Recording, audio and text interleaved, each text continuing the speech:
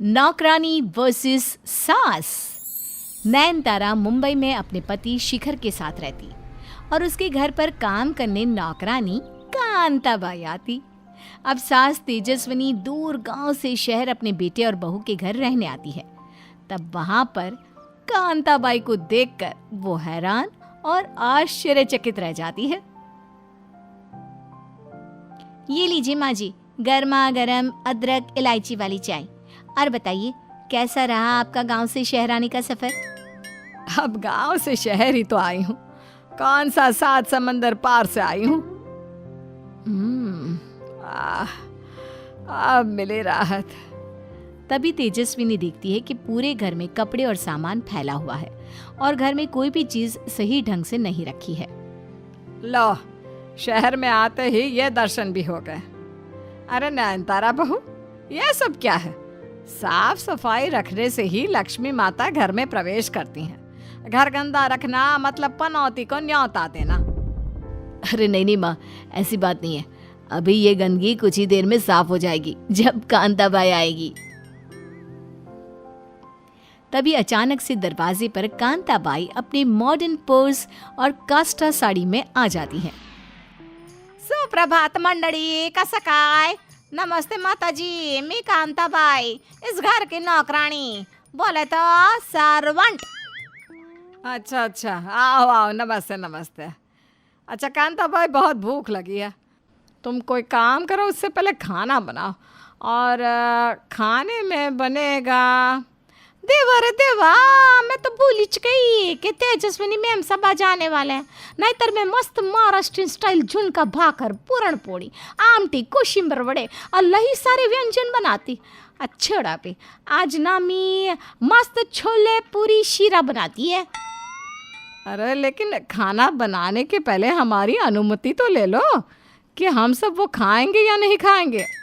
अगर नहीं, कैसा है ना माता जी, इधर खाने में क्या बनेगा, कब कैसे होगा, किस चीज़ की सफाई कैसे होगी, इत्यादि इत्यादि सब माईच डिसिजन करती है बरं का। अग बाई, आता वाजले की 12, मला जाऊ द्या ना घरी। अरे लवकर खाना पका लेती है ना मैं। इतना कहकर कांताबाई रसोई में खाना बनाने चली जाती है और गैस ऑन करने से पहले वो हाथ जोड़कर प्रणाम करती है और जोर से कहती है, गणपति बाप्पा मोरया। तेजस्विनी कांताबाई के इस बर्ताव को देखकर हैरान रह जाती है। अजीब बात है नयनतारा बहू, वो हुकूमत जताती रही और तुम कुछ बोली भी नहीं। वो क्या है ना माँ जी, कांताबाई हमारे लिए किसी नौकरानी जैसी नहीं है। वो तो मेरी बहन की तरह है, हमारा परिवार है वो। उसने मेरी बहुत मदद और देखभाल की है, एकदम बड़ी बहन की तरह है वो मेरी। हाँ माँ, हम दोनों का भी एक माँ और एक बड़ी बहन की तरह ख्याल रखती है वो। वाह, बेवकूफों के सेनापति हो तुम दोनों। लेकिन अब मैं आ गई हूँ और अब यहाँ मेरा राज चलेगा, ना कि इस दा कौड़ी की नौकरानी का। अगले दिन कांताबाई घर में आते ही तेजस्विनी से टीवी का रिमोट छीन लेती है और अपना टीवी सीरियल लगा देती है। आए कांताबाई, तेरी हिम्मत कैसे हुई मेरे हाथ से टीवी का रिमोट छीनने की? माता जी चिल्लाओ मत, अगं थोडं बघू द्या ना मला टीवी।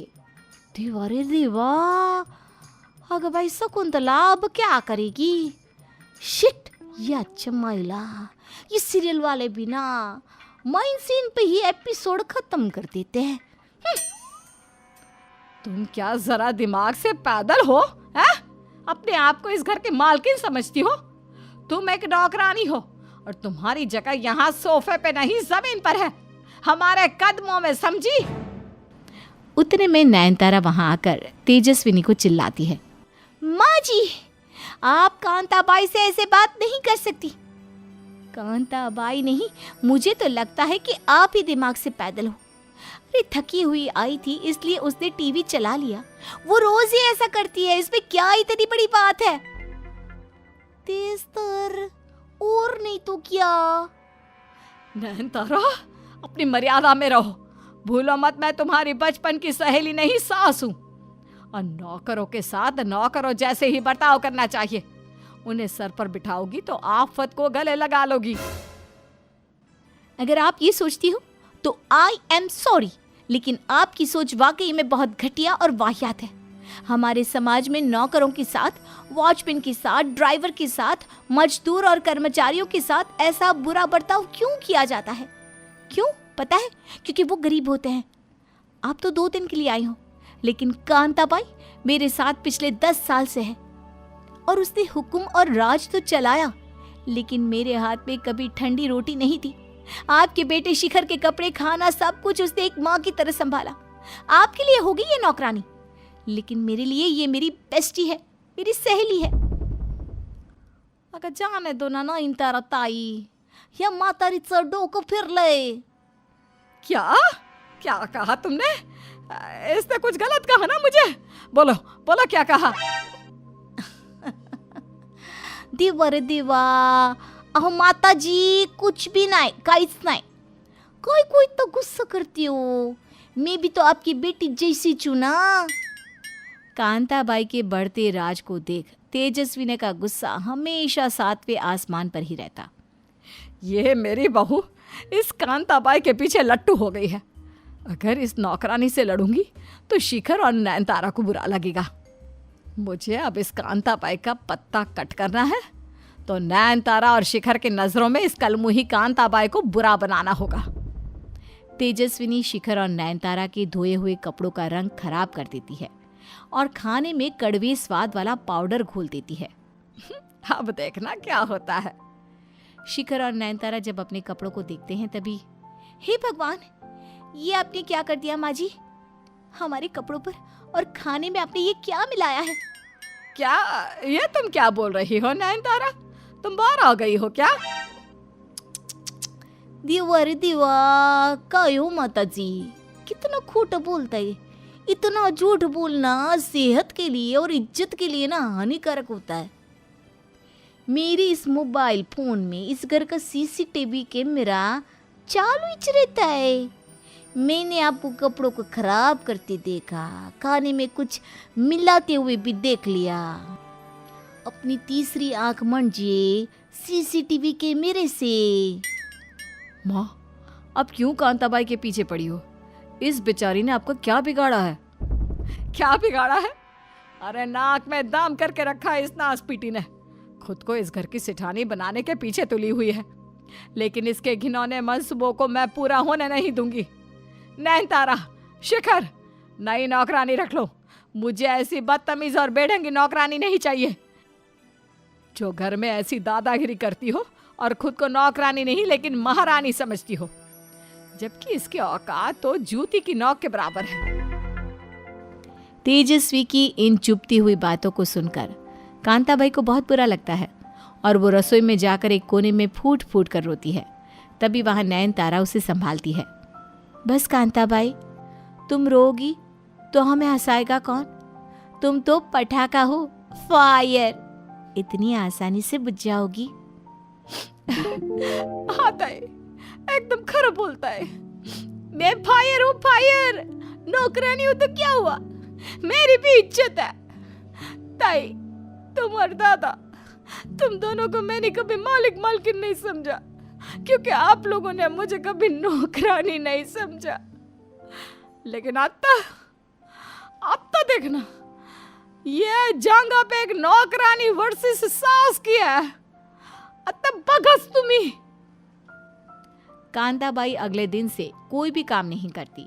वो सिर्फ आती, बैठती और आराम फरमाती। अरे ओ कांताबाई, चाय बनी कि नहीं बनी अभी तक?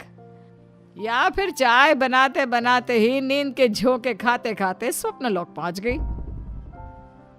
माँ जी, वो दरअसल आज कांताबाई की तबीयत थोड़ी सी खराब है, इसलिए वो कुछ काम नहीं करेगी और मुझे भी हल्का सा सर दर्द है। आप खुद ही अपना खाना और बाकी का काम कर लीजिए ना। सॉरी। हाँ, इतना कहकर नयनतारा अपने कमरे में चली जाती है। अब तक तो आप समझ ही गए होंगे कि कांताबाई और नयनतारा जानबूझकर ये नाटक कर रहे थे। वाह, मतलब क्या कहूँ मैं इस कांताबाई को, सच में धन्य है रे बाबा, धन्य है। तेजस्विनी खुद ही अपना सारा काम करती है और ऐसे लगातार 2 दिन चलता है। तेजस्विनी सारा काम खुद कर करके थक जाती है। फिर कहती है, हाय राम, बेवकूफ थी मैं जो उस कांताबाई को गलत शलत बोल दिया।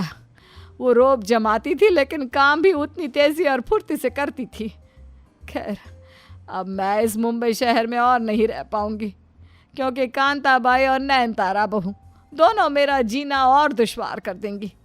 इससे पहले कि मैं खुद सास से नौकरानी बनूं, मुझे यहाँ से पतली गली पकड़ के निकल लेना होगा।